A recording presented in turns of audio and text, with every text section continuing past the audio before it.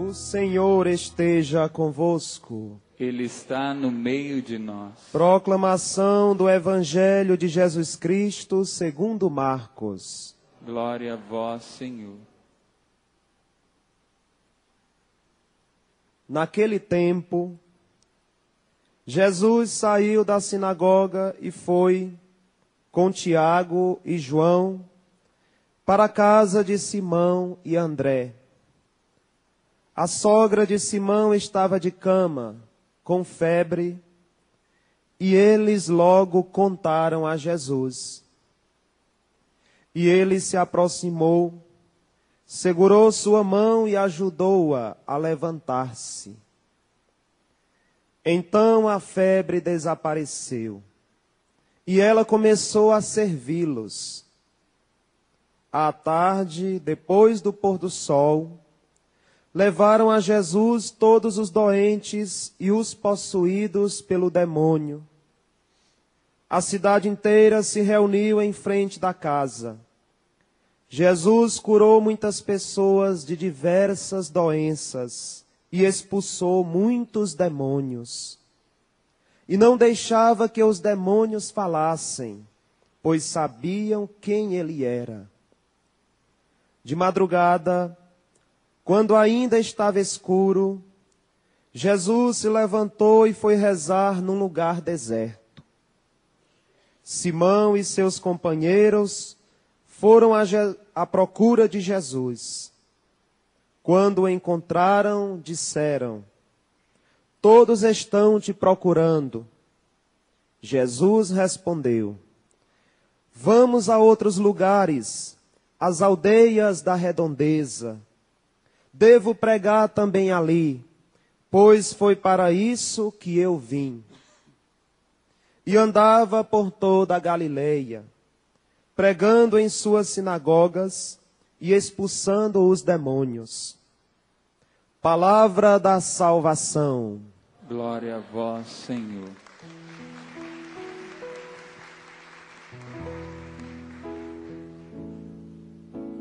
E seu nome é, e seu nome é, e seu nome é, e seu nome é. Jesus, Jesus, Jesus, Jesus, Jesus, Jesus, Jesus, Jesus, Jesus. Jesus, Jesus, Jesus.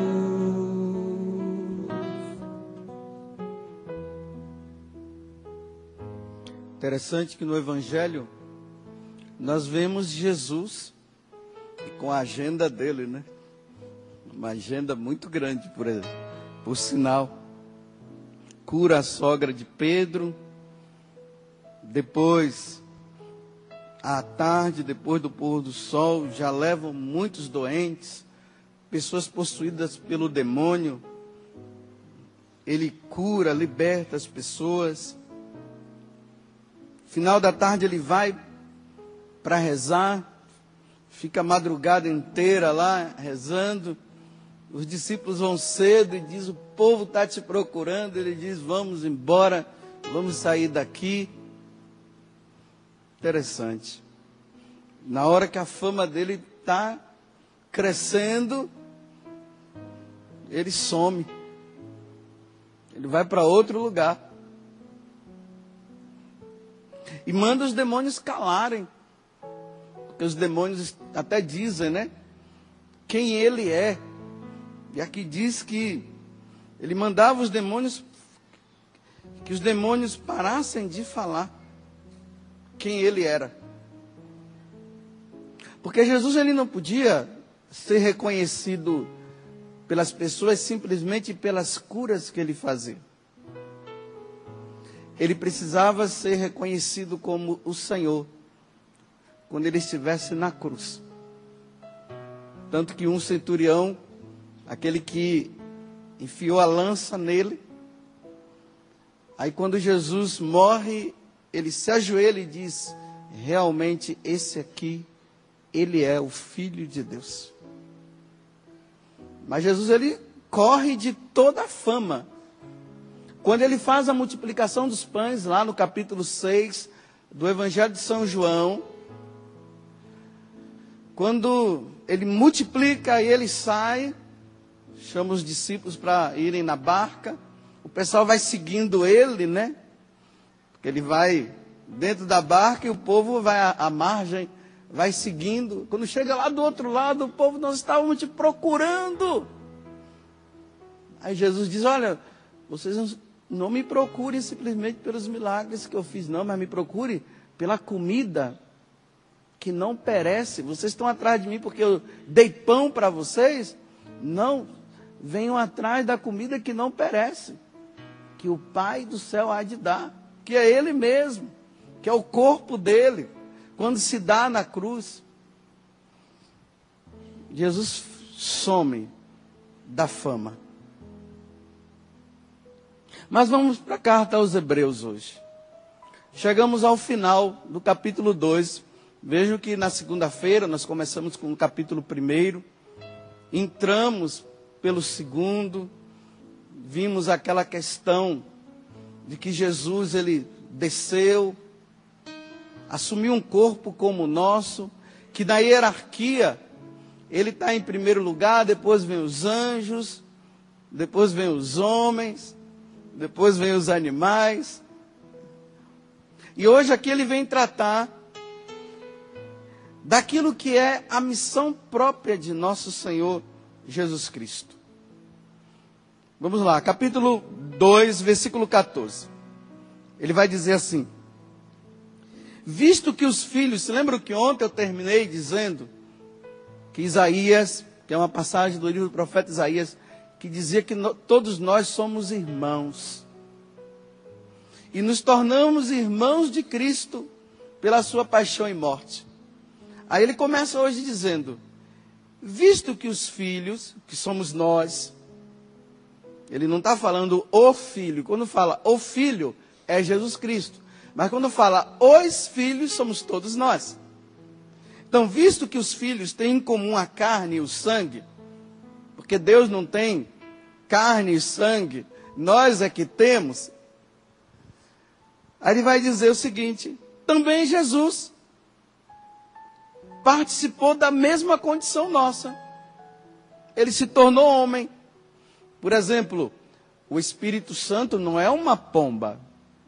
Ele apareceu em forma de uma pomba, ele não é uma pomba. Não vamos confundir achando que lá no céu tem uma pomba grande que está do lado do Pai.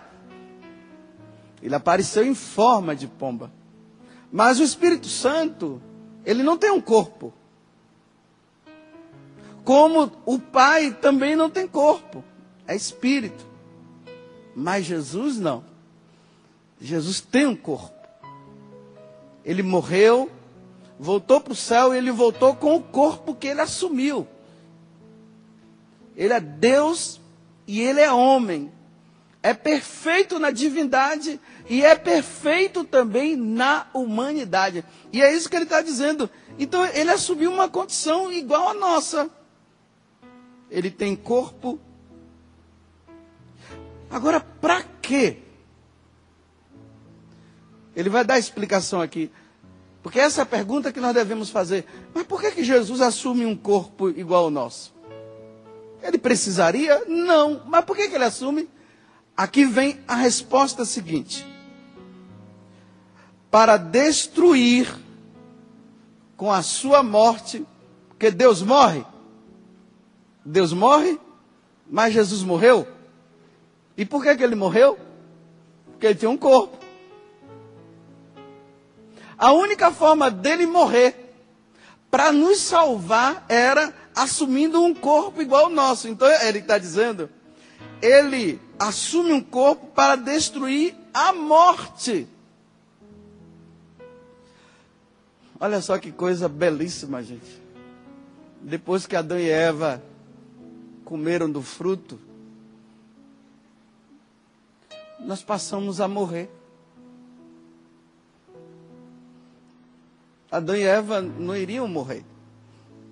Eles iam viver para sempre.